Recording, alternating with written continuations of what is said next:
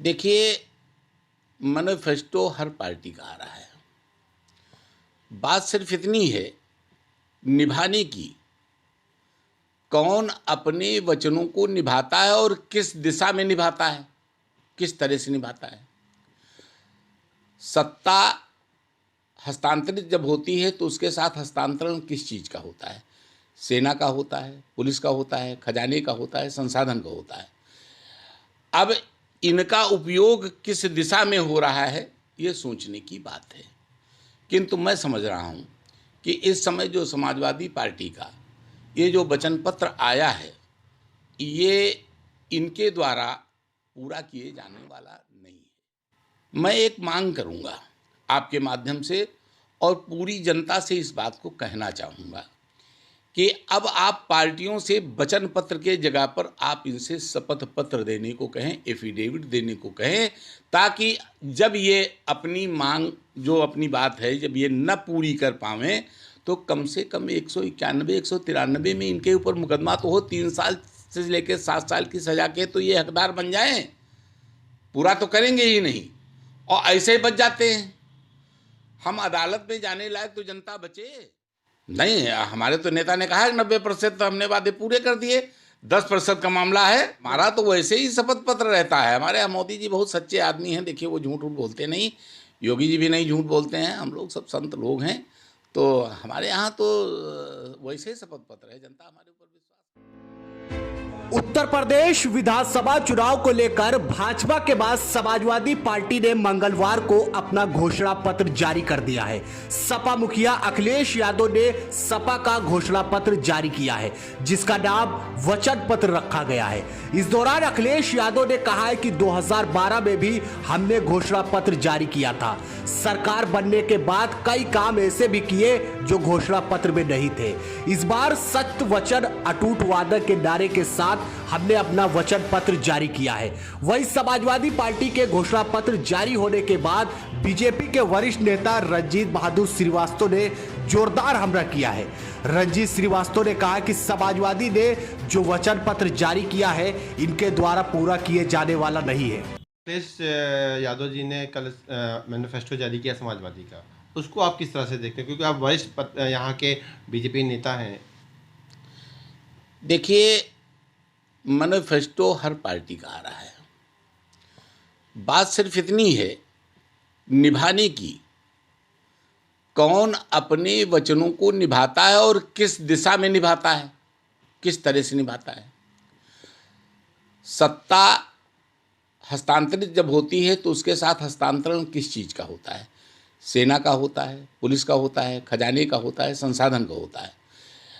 अब इनका उपयोग किस दिशा में हो रहा है, ये सोचने की बात है।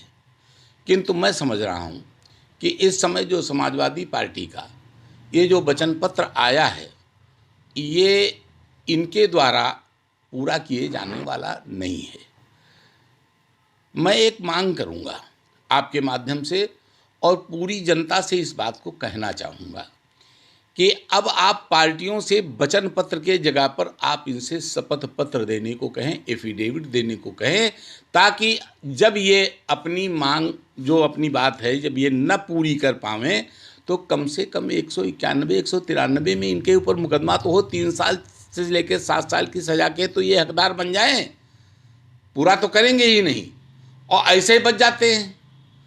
हम अदालत में जाने लायक तो जनता बचे। आपका कहना है कि ये इनको शपथ पत्र देना चाहिए, एफिडेविट देना चाहिए, लेकिन अभी कल ही संकल्प पत्र बीजेपी ने भी घोषणा की और उनका साफ आरोप है समाजवादियों का कि ये कभी पूरा नहीं कर पाते हैं। इस पे आपका क्या कहना है? नहीं, हमारे तो नेता ने कहा है 90% तो हमने वादे पूरे कर दिए, 10% का मामला है। तो इनको भी शपथ पत्र देना चाहिए।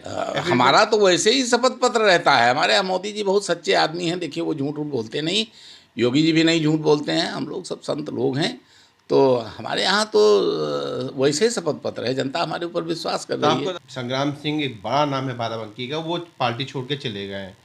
उनका ये आरोप है कि भाई यहाँ पे सम्मान नहीं मिले, वो बीएसपी छोड़ के बीजेपी में आए थे।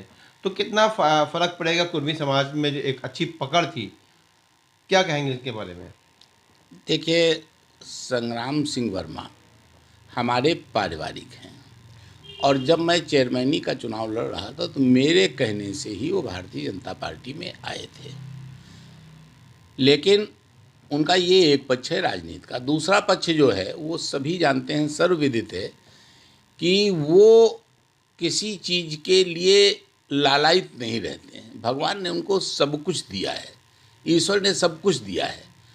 उनसे जो प्राप्त कर सकते थे हम प्राप्त कर सकते थे, हम उनको कुछ देने लायक नहीं थे। सम्मान था, हमको लगता है कि उनको कुछ सम्मान पर ठेस पहुंची है और जिसकी वजह से उन्होंने ऐसा निर्णय लिया है, वरना उन्हें और किसी चीज़ की ज़रूरत थी नहीं। अभी राम मंदिर में उन्हें 51 लाख रुपए दे दिया।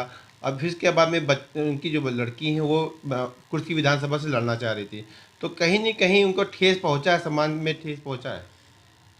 देखिए, राजनीतिक महत्वाकांक्षा हर व्यक्ति के अंदर होती है, जिसके पास पैसा होता है उसके पास होती है। लेकिन वो एक बहुत बड़े अधिकारी की लड़की बहू पत्नी है और ना उनके पास पैसे की कमी है और ना दादा के पास पैसे की कमी है, संग्राम सिंह के पास।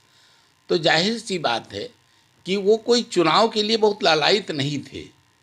लेकिन ये सब लोगों की इच्छा थी, सब लोग मांग करते थे कि भाई आप अब बुजुर्ग हो गए हैं, 84 साल की उम्र है, बीमार भी रहे हो, तो तुम्हारी उत्तराधिकार किसी को मिलना चाहिए।